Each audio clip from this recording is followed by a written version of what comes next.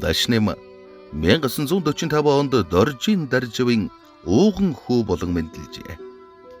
1953 онд Дорнод аймгийн Баян дунд сумын баг сургууль, 1957 оноос Баян уул сумын 10 жилийн дунд сургууль, 1960 оноос Улаанбаатар хотын хөгжим бүжгийн дунд сургуульд тромбон хөгжмийг сээсрэг багшаар заалгаж байсан зэрэгцээ. 100-ны манлай уртын дууч Жигжиж авын Доржи давгийн ангид давхар суралцсан дуулах арга ухааныг заалгасан байна.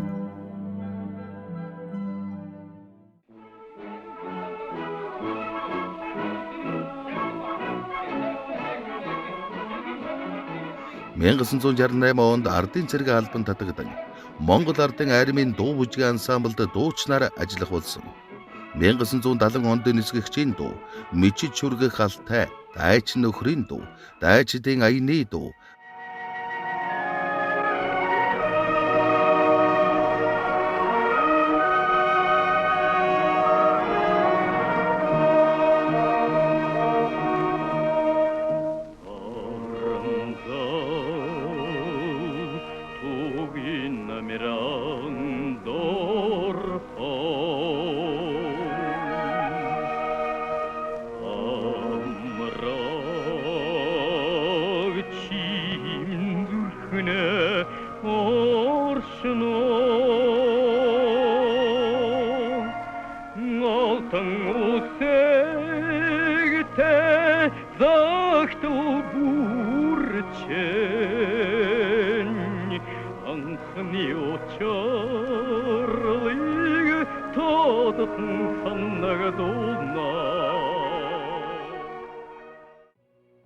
Зөвлөлтийн дайчдын хөшөөний дуу, Мөнхийн гавья, Тамсгийн цэнхэр хязгаар, Бөмбөг дэлбэрвэл аюултай, Нас тогтох сайхан, Еросимын охины цаасан шувуу зэрэг цэрэг эх орон иргэний уянгын олон сайхан дуугаараа ард олныхоо хайр хүндэтгэлийг хүлээсэн алдартай дуучин болсон юм.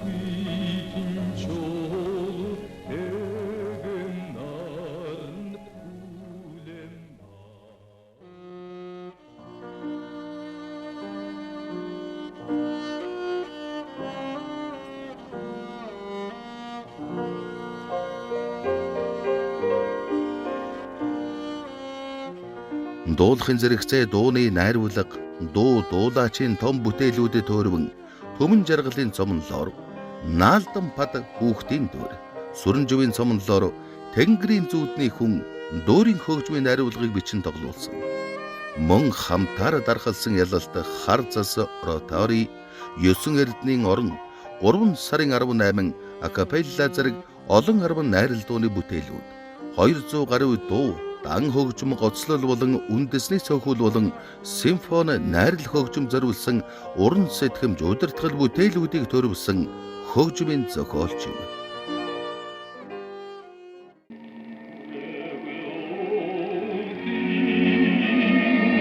Orgla per